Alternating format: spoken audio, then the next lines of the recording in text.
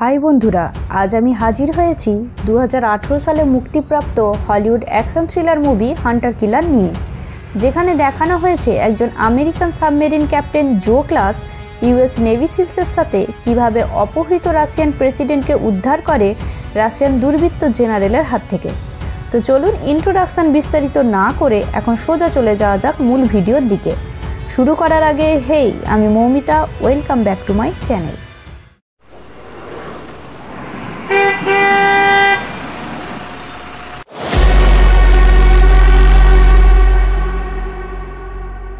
মুভির শুরুতে আমরা রাশিয়ার ব্যারেন্ট সাগরের নিচের দৃশ্য দেখি। দেখা যায় একটি রাশিয়ান সাবমেরিন, যেটি কনেক নামে পরিচিত, তা ধীর গতিতে সামনে এগোতে থাকে ও আমেরিকান সাবমেরিন ট্যাম্পা বে তার পিছু করতে থাকে। কিছুক্ষণের মধ্যে রাশিয়ান সাবমেরিনটিতে একটি ভয়ানক বিস্ফোরণ ঘটে। বিস্ফোরণের ফলে সৃষ্টি হওয়া প্রচণ্ড শব্দ আমেরিকান নেভিসিলরা শুনতে পায় এবং পরক্ষণেই তারা রেডারে দেখতে পায় কেউ তাদের উপর টর্পেডো ফায়ার করেছে। সাথে সাথেই একটি টর্পেডো আমেরিকান সাবমেরিনটিতে আঘাত করে ও সাবমেরিনটি বিধ্বস্ত হয়ে যায়। এর পরের দৃশ্যে national military command centre Pentagon দেখানো হয়। একজন অফিসার অ্যাডমিরাল ফিশকে জানায়, ব্যারেন্ট সাগর থেকে আমাদের একটি সাবমেরিন কোনো খারাপ আবহাওয়া ও যান্ত্রিক ত্রুটি ছাড়াই নিখোঁজ হয়ে গেছে। প্রায় 2 ঘন্টা হতে চলল, আমরা তার কোনো খোঁজ পাইনি। অ্যাডমিরাল ফিস্ক তাদের চিফ ডনেগনকে জানায়, ট্যাম্পা বে ব্যারেন্ট সাগরে নিখোঁজ হয়ে গেছে। কোলা পেনিনসুলাতে তাদের সংকটের সংকেত পাওয়া গেছে। ডনেগন ফিশকে বলে সে শীঘ্রই প্রস্তুত নিক একটি সশস্ত্র দ্রুত আক্রমণকারী সাবমেরিন উদ্ধার কাজের জন্য। এরপর আমরা স্কটল্যান্ডের নেভাল বেসে ইউএসএস আরকানসাস নামে একটি সাবমেরিন দেখতে পাই। আরকানসাস একটি হান্টার কিলার নিউক্লিয়ার সাবমেরিন।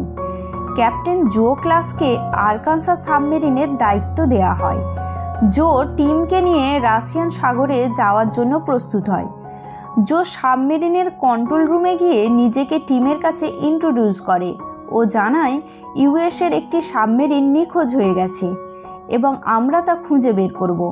তারা যেন তার অর্ডার ফলো করে।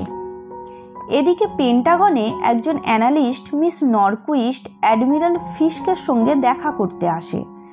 ফিস্ক তাকে জানায় সাগরের ওই জায়গাটিতে 2টি বিস্ফোরণ ঘটেছে। একথা শুনে মিস নরকুইস্ট জানায়, বিস্ফোরণটি ঘটার আগে রাশিয়ান প্রেসিডেন্ট জাকারান কোলা পেনিনসুলার দিকে রওনা হয়েছে ডিফেন্স মিনিস্টার ডুরবের সঙ্গে মিটিংয়ের উদ্দেশ্যে।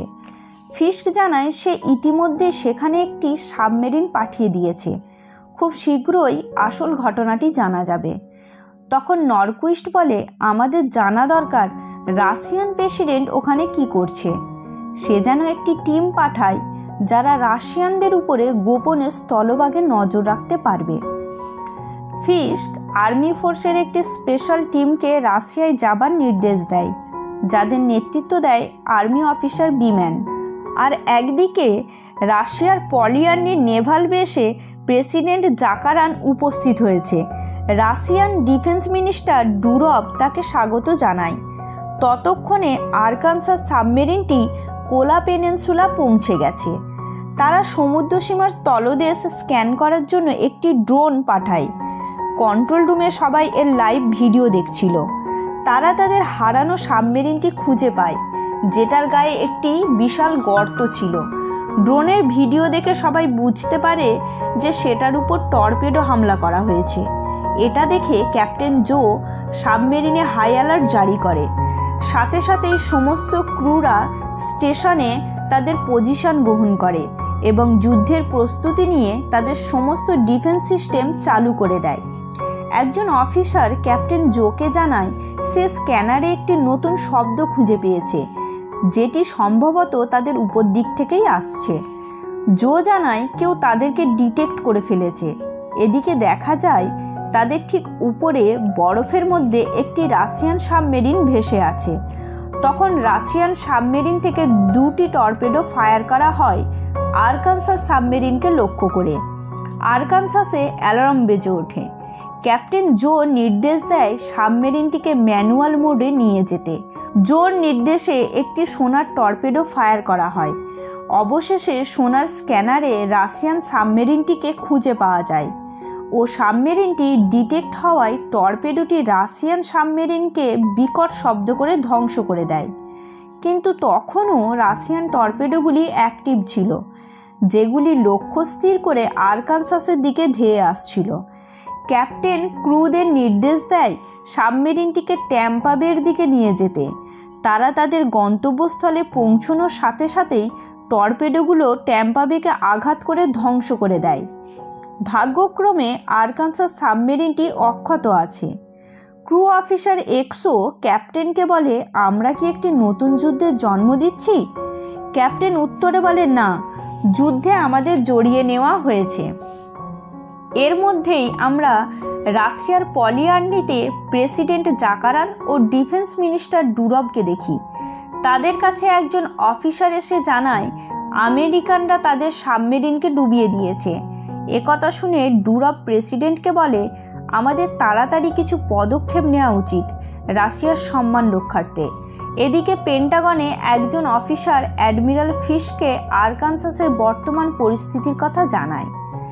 ফিস্ক তাদের চিফ চার্লসকে বলে, রাশিয়ান উপদ্বীপে ইতিমধ্যে যুদ্ধ শুরু হয়ে গেছে।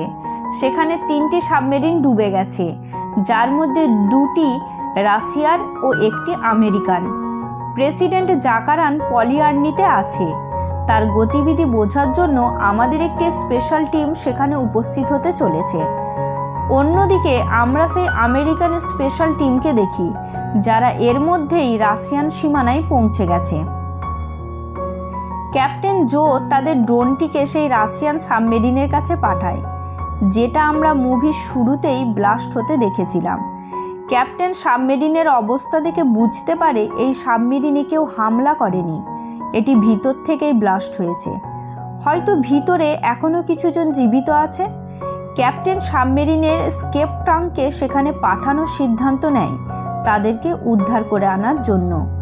উদ্ধার করে আনা রাশিয়ান ক্যাপ্টেন ও তাদের সদস্যদের প্রয়োজনীয় চিকিৎসা ব্যবস্থা করা হয়। অন্যদিকে স্পেশাল টিমরা রাশিয়ান নেভাল বেসের কাছে পৌঁছে সব কিছুর উপর নজর রাখতে শুরু করে। সেখানকার খোঁজখবর লাইভ ওয়াশিংটনে দেখানোর জন্য তারা একটি ওয়াটার ড্রোন রাশিয়ানদের দিকে পাঠায়।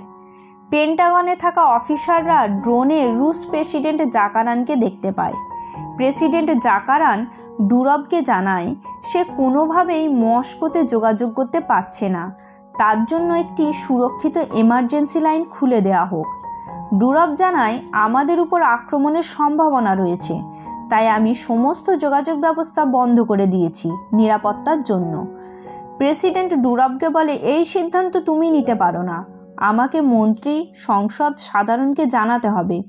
ডুরভ প্রেসিডেন্টকে বলে, আমি ইতিমধ্যেই তাদের সঙ্গে কথা বলে নিয়েছি এবং তাদের জানিয়েছি যে আপনি এখন নিষ্ক্রিয় এবং আমার হেফাজতে রয়েছেন। প্রেসিডেন্ট বুঝতে পারে তার সঙ্গে বিশ্বাসঘাতকতা করা হয়েছে এবং সে বলে, যথেষ্ট হয়েছে, তোমার এই কাজের জন্য তোমাকে মৃত্যুদণ্ড দেওয়া হবে। ডুরভ বলে, যতক্ষণে কেউ কিছু জানতে পারবে গোটা দেশে যুদ্ধ আরম্ভ হয়ে যাবে।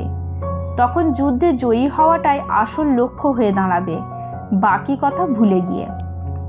এরপর ডুরভ জাকারানের বডিগার্ডদের একে একে হত্যা করে। এ সমস্ত ঘটনা ইউএস অফিসাররা পেন্টাগনে বসে লাইভ দেখছিল। তারা বুঝতে পারে ডুরভ তার অনুগত সেনাদের নিয়ে অভ্যুত্থান ঘটানোর চেষ্টা করছে। ইউএস অফিসারদের কিছু সদস্যরা আমেরিকান প্রেসিডেন্ট ডোভারের সঙ্গে জরুরি বৈঠক করে এবং সেখানে রাশিয়ার বর্তমান পরিস্থিতি তুলে ধরে।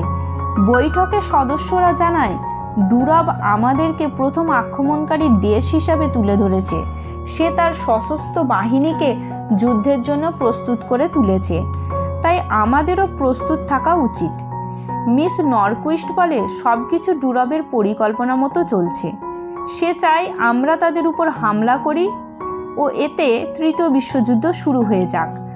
আমাদের এমন এক প্রতারক মন্ত্রীর মোকাবিলা করতে হবে যে ক্ষমতায় আসার জন্য যুদ্ধ বাঁধাতেও প্রস্তুত।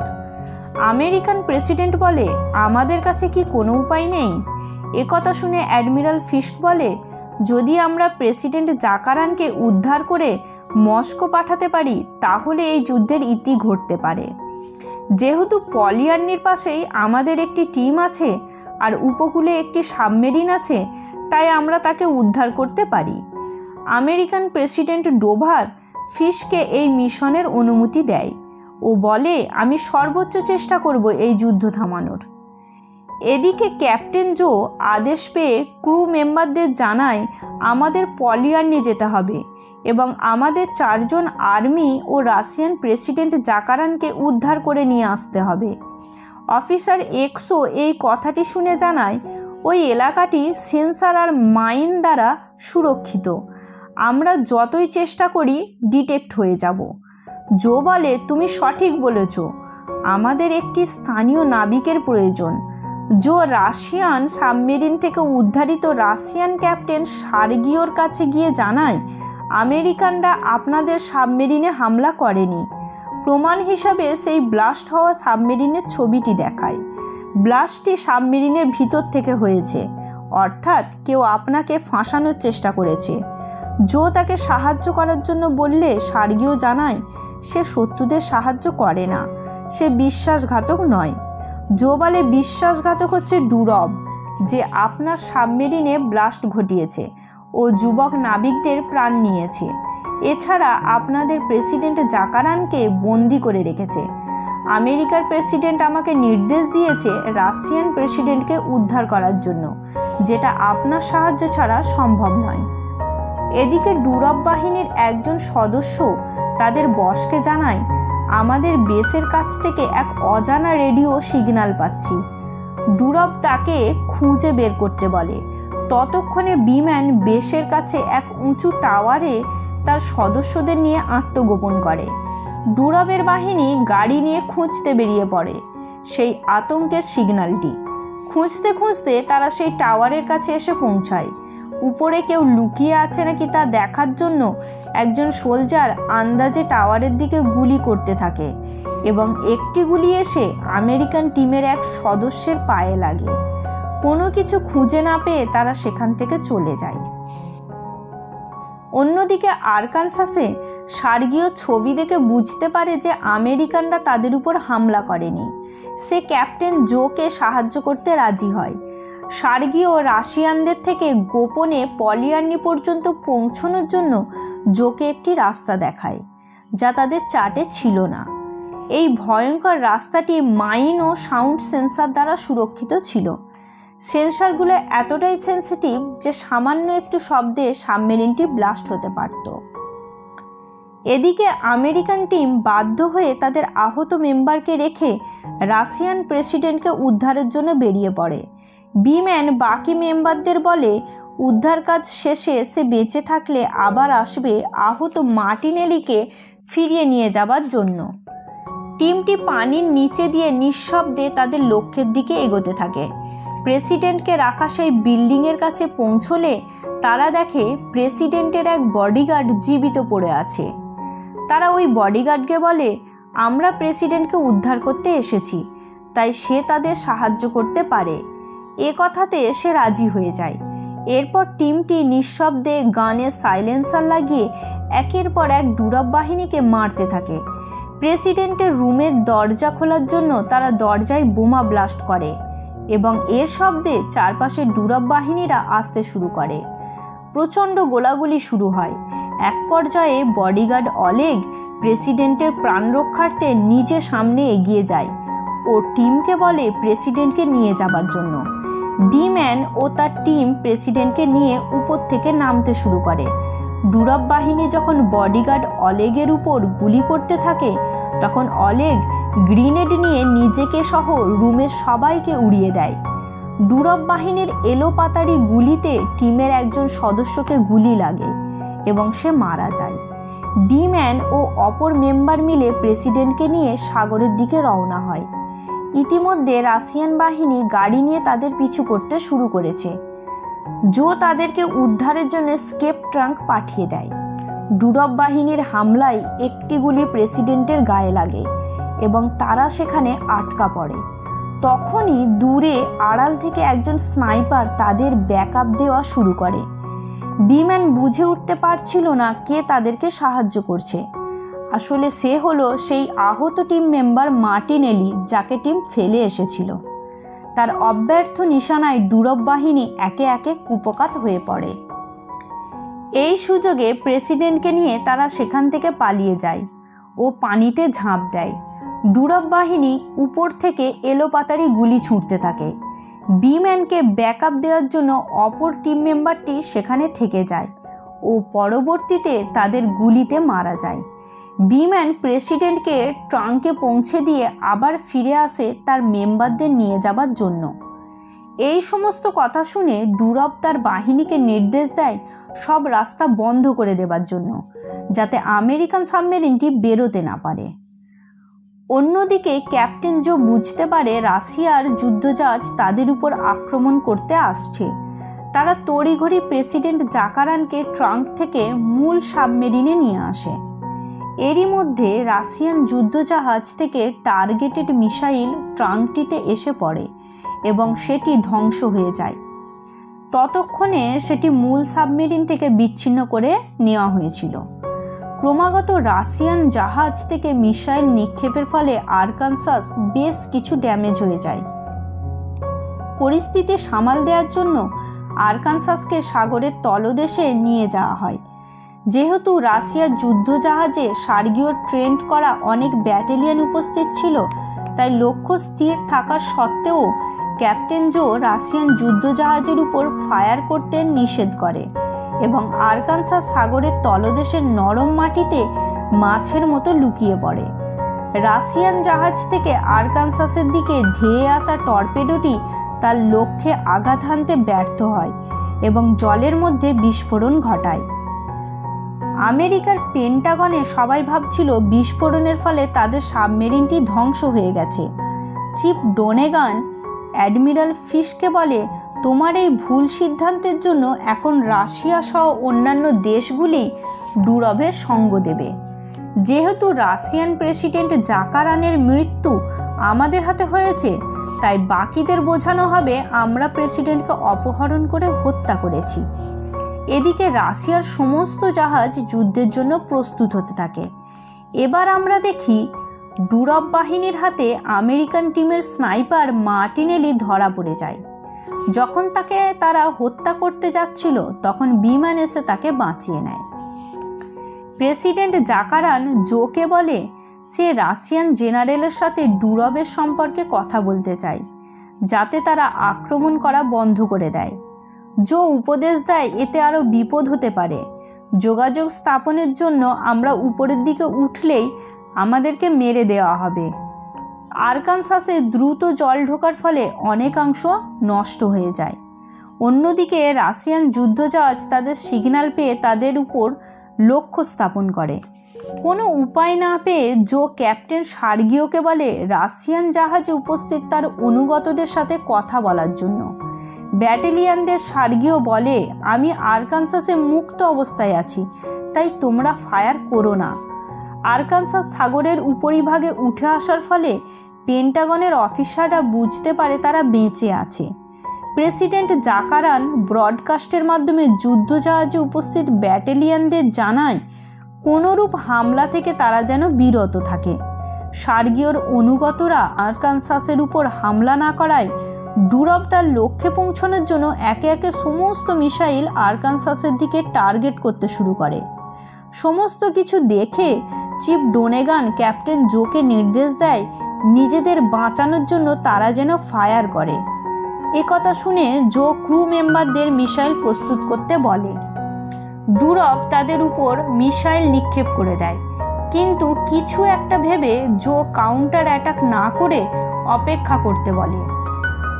ডুরবের মিসাইল সাবমেরিনের সংস্পর্শে আসার আগেই যুদ্ধজাহাজে উপস্থিত সার্গীয়র অনুগতরা হেভি ওয়েপন ফায়ার করে মিসাইলগুলি নষ্ট করে দেয় এবং ডুরবকে লক্ষ্য করে তারা মিসাইল নিক্ষেপ করে। এই ভয়াবহ বিস্ফোরণের ফলে ডুরব সহ গোটা পলিআর্নিক কমান্ড সেন্টার ধ্বংস হয়ে যায়। প্রেসিডেন্ট জাকারান ক্যাপ্টেন জোকে বলে, এরূপ হবে তুমি কিভাবে জানতে? জো উত্তর দেয়, আমি আশা করেছিলাম মাত্র। সবশেষে সার্গিও জোকে বলে, তুমি যেটা করেছো সেটা আর অন্য কেউ পারে বলে আমার মনে হয় না। জো তাকে জানায় সেও পারে যে তার সামনে উপস্থিত আছে, এবং সার্গিও ও প্রেসিডেন্ট জাকারান নিরাপদের দিকে রওনা হয়। বিম্যানও আহত স্নাইপার মার্টিনেলিকে নিয়ে সাবমেরিনে ফিরে আসে।